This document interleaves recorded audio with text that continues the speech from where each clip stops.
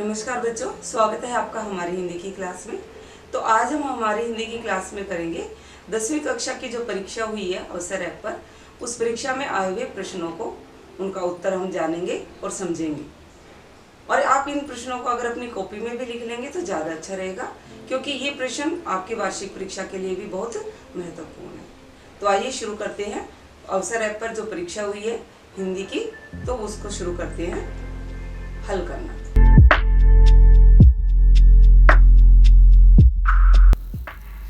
तो आइए बच्चों शुरू करते हैं।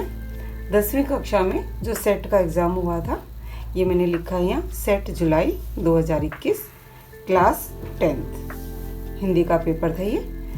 तो इसको भी मैंने ऐसे ही उतार लिया है जैसे 9th क्लास का किया था। सभी क्वेश्चन लिखे हुए हैं, इनके ऑप्शन है और साथ के साथ इनके उत्तर भी लिखे हैं। तो पहला प्रश्न है, योग का संदेश गोपियों को कैसा लगा? उद्धव जब गोपियों के लिए योग का संदेश लेकर आए थे तो उनको वो कैसा लगा था? करेले जैसा, खीरे जैसा, कड़वी ककड़ी जैसा या फिर नींबू जैसा? तो उसमें साफ बताया, गोपियां कहती हैं कि कड़वी ककड़ी जैसा। गोपियों को जो योग का संदेश ऐसा लगा था मानो कोई कड़वी ककड़ी हो, अर्थात कड़वी ककड़ी जैसा। प्रश्न 2 है, गोपियों के अनुसार योग की शिक्षा कैसे मन के लोगों के लिए उचित है? अर्थात कौन से लोग हैं जिनको योग की शिक्षा देनी चाहिए? ऑप्शन है चंचल, स्थिर, एकनिष्ठ या शांत। गोपियां साफ कहती हैं कि ये योग का जो संदेश आप लेकर आए हो उद्धव, ये तो आप ऐसे को दो जिनके मन में चक्री हो। चक्री माने चंचल मन हो। तो इसका सही उत्तर होगा चंचल, अर्थात जिन लोगों के मन चंचल हैं, एक स्थान पर स्थिर नहीं रहते, उन लोगों को योग का संदेश देना चाहिए। प्रश्न 3,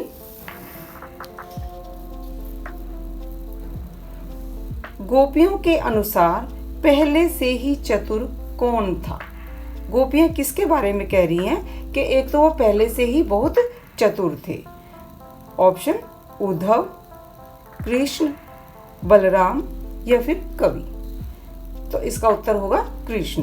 क्या गोपियां कृष्ण के बारे में कह रही हैं कि एक तो पहले से ही बहुत चतुर थे और आगे जाके राजनीति पढ़ के और भी चतुर हो गए हैं? तो इसका सही उत्तर होगा कृष्ण। प्रश्न 4 है,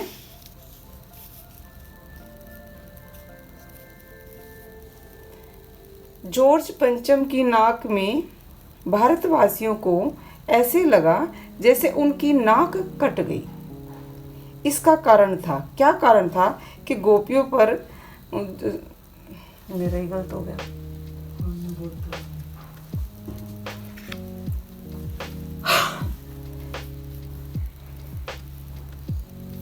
प्रश्न 4 है, जॉर्ज पंचम की नाक में भारतवासियों को ऐसा लगा जैसे उनकी नाक कट गई। इसका कारण था, अर्थात जो पाठ था हमारा जॉर्ज पंचम की नाक, उसमें बताया गया था कि जॉर्ज पंचम की नाक लगने के कारण सबको ऐसा लगा था कि उनकी खुद की नाक कट गई है। क्या कारण था? मूर्ति पर जिंदा नाक लगाना, मूर्ति पर नाक ना होना, मूर्ति के लिए नाक ना मिलना, ये मूर्ति पर नाक ना लगाना। तो ऐसा जब पता लगा भारतवासियों को कि जॉर्ज पंचम की मूर्ति पर एक जिंदा नाक लगाई गई है, तब भारतवासियों को ऐसा महसूस हुआ था कि जैसे उनकी नाक ही कट गई हो। तो इसका उत्तर होगा मूर्ति पर जिंदा नाक लगाना। कि एक जिंदा नाक लगाने के कारण जिस व्यक्ति का कोई सम्मान था ही नहीं, उस व्यक्ति की मूर्ति पर एक जिंदा नाक का लगाना भारतीयों के लिए उनकी नाक कटने के बराबर था। प्रश्न 5 है,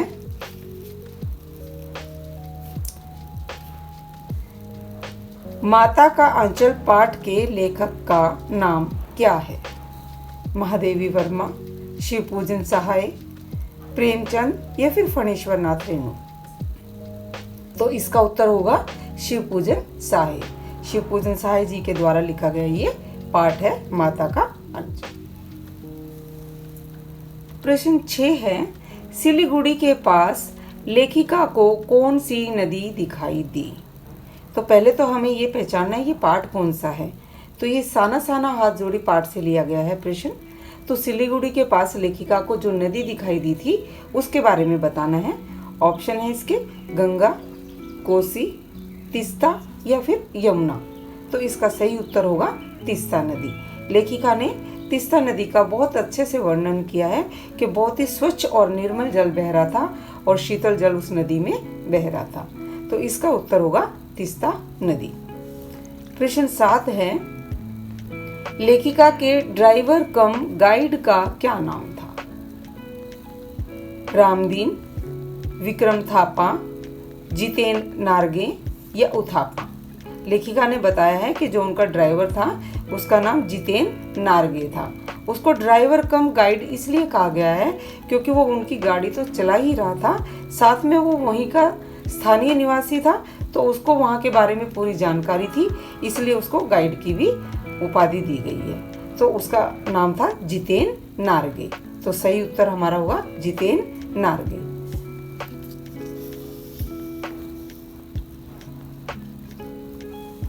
प्रश्न 8 है, अखबारों ने नाक लगने की खबर को कैसे प्रस्तुत किया? नाक का मसला हल हो गया, चुप रहकर, नाक लग गई या नाक लगा दी गई। ये बात हो रही है उस समय की, क्योंकि जो ये फैसले लिए गए थे एक बंद कमरे में लिए जा रहे थे। आम जनता को पता नहीं लग रहा था कि जॉर्ज पंचम की नाक किस प्रकार लगाई जा रही है। तो जब एक जिंदा नाक लगने की बात हो रही थी तो आम जनता को इसका पता नहीं था, सिर्फ इतना बताया गया था कि नाक का मसला हल हो गया है। वो तो बाद में जब उन्होंने नाक देखी तब उनको एहसास हुआ कि एक जिंदा नाक लगाई गई है, वरना सिर्फ उनको इतना ही बताया गया था कि नाक का मसला हल हो गया है।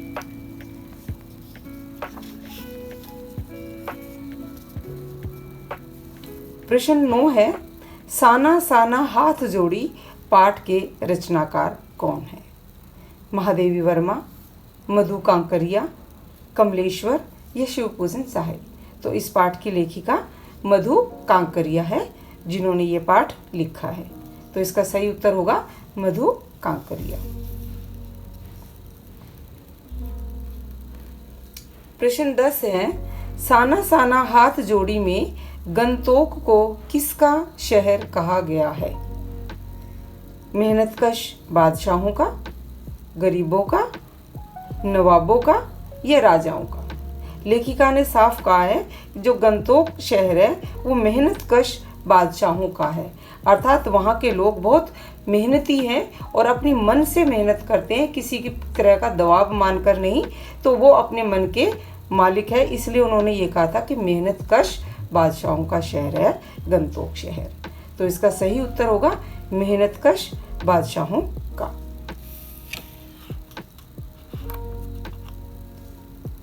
प्रश्न 11 है, को घटी ये वृष भानुजा वे हलधर के वीर में कौन सा अलंकार है?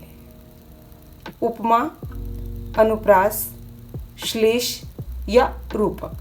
तो मैं आपको इसका अच्छा से तरीका समझाती हूँ। यहाँ देखिए, को घटी ये वृष भानुजा, यहाँ पर जो वृष भानुजा के दो अर्थ आ रहे हैं। वृष भानुजा मतलब बैल की बहन या फिर राधा के लिए, हलधर ये भी बैल के लिए प्रयोग होता है। और यहाँ पर इसके एक शब्द क्या है, कई अर्थ दे रहा है, तो इसका कौन सा उत्तर होगा? श्लेष। जब एक शब्द एक से अधिक अर्थ देता है तो वहाँ कौन सा अलंकार होता है? श्लेष अलंकार। यहाँ पर वृष भानुजा और हलधर, या हलधर बलराम के लिए भी प्रयुक्त होता है और बैल के लिए भी। इसी तरह वृष भानुजा के भी दो अर्थ हैं, तो इसका सही उत्तर कौन सा होगा? श्लेष अलंकार। प्रश्न 12 है, तू मोहन के उर्वशी हुए उर्वशी समान में कौन सा अलंकार है? रूपक, उपमा, अनुप्रास या यमक। जब मैंने आपको अलंकार समझाए थे तो बहुत अच्छे से बताया था कि जब कोई शब्द एक से अधिक बार प्रयोग हो रहा है और दोनों बार उसका अर्थ अलग हो रहा है तो वो यमक अलंकार होता है। यहाँ पर देखिए, तू मोहन के उर्वशी हुए उर्वशी समान। यहाँ उर्वशी, एक उर माने हृदय में बसी हुई है और दूसरा उर्वशी का अर्थ है उर्वशी, अप्सरा। जो स्वर्ग की अप्सरा थी उसका नाम भी उर्वशी था। तो यहाँ जो उर्वशी है 2 बार प्रयोग हो रहा है और दोनों बार इसका अर्थ अलग है। इस उर्वशी का मतलब उर माने हृदय और बसी माने बसी हुई, कि तुम मोहन के हृदय में इस प्रकार बसी हुई हो जैसे उर्वशी समाई हुई है, उर्वशी की तरह समाई। यहाँ दूसरा उर्वशी किसके लिए आया? अप्सरा उर्वशी के लिए, और इस उर्वशी का मतलब है हृदय में बसी हुई हो। तो जब ये शब्द 2 बार आ रहे हैं और दोनों बार इसका अर्थ अलग है तो ये कौन सा अलंकार होगा? यमक अलंकार। तो इसका सही उत्तर क्या होगा? यमक अलंकार। प्रश्न 13 है, सहज सुभाय सुभग तन गोरे में कौन सा अलंकार है? इसको पढ़ने से ही अंदाजा लग जाता है। ऑप्शन देखिए, अनुप्रास, यमक, रूपक या फिर उपमा। इसको आप पढ़कर देखिए, आपको समझ में आ जाएगा। सहज, सुभाय, सुभग, इन तीनों में से वर्ण की आवृत्ति हो रही है। जहाँ पर किसी वर्ण की बार बार आवृत्ति की जाती है तो वहाँ पर कौन सा अलंकार होता है? अनुप्रास अलंकार। तो इसका सही उत्तर क्या होगा? अनुप्रास अलंकार।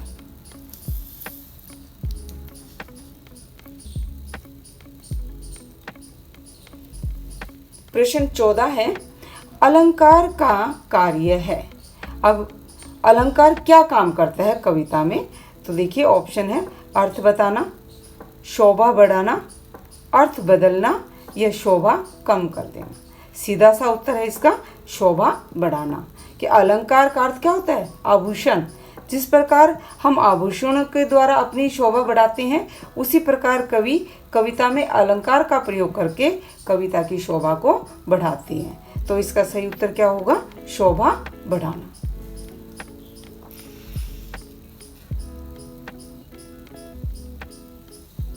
प्रश्न 15 है, निम्न शब्दों में विकारी शब्द बताओ। अब पहले तो आप ये बताइए, विकारी शब्द होते क्या हैं? विकारी शब्द वो शब्द होते हैं जो लिंग, वचन या काल के प्रभाव में आकर अपना रूप बदल लेते हैं, उनको हम विकारी शब्द कहते हैं। तो यहाँ देखिए कौन कौन से शब्द हैं। धीरे धीरे, लड़का, तेज, जल्दी जल्दी। तो यहाँ पर ये है जो लड़का शब्द है, ये क्या है? संज्ञा। तो संज्ञा, सर्वनाम, क्रिया और विशेषण, ये सभी विकारी शब्द कहलाते हैं। तो इसका सही उत्तर क्या होगा? लड़का। अर्थात लड़का, अगर इसको हम स्त्रीलिंग में बदल देंगे तो लड़की हो जाएगा, बहुवचन बदल देंगे तो ये लड़के हो जाएगा।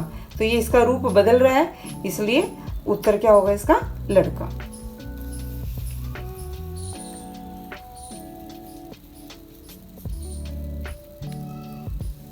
प्रश्न 16 है, निम्न शब्दों में अविकारी शब्द बताओ। अब अविकारी शब्द कौन से होते हैं? जो किसी के प्रभाव में आकर अपना रूप नहीं बदलते, उनको हम अविकारी शब्द कहते हैं। तो ऑप्शन देखिए, पुस्तक, कब, लड़का, पर्वत। तो ये देखिए, ये सभी क्या है? ये संज्ञा है, पुस्तक, लड़का, पर्वत। लेकिन जो कब है, ये अपना शब्द, अपना रूप नहीं बदलता। तो इसका उत्तर क्या आएगा हमारा? कब।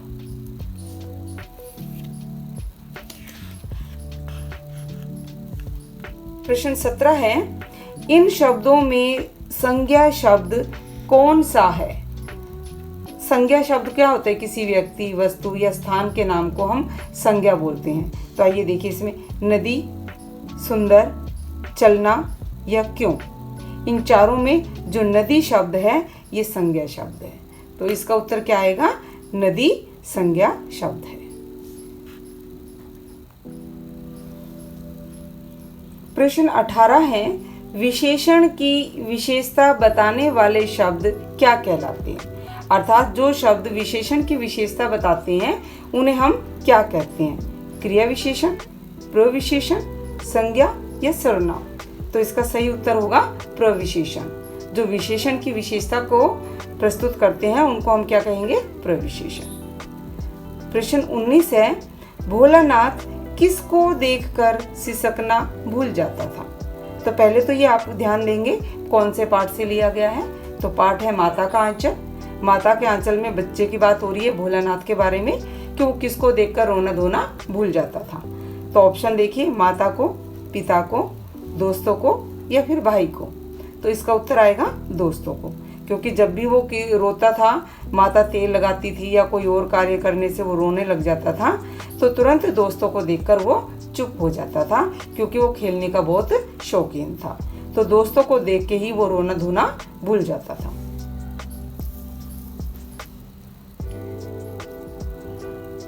और इसका अंतिम प्रश्न है, माता का आंचल पाठ में किस संस्कृति का चित्रण किया गया है? जो माता का आंचल पाठ हमने शिव पूजन साई जी का पढ़ा है, उसके बारे में पूछा गया ये प्रश्न कि उस पाठ में किस संस्कृति के बारे में बताया गया है, शहरी, ग्राम्य, धार्मिक या नगरीय?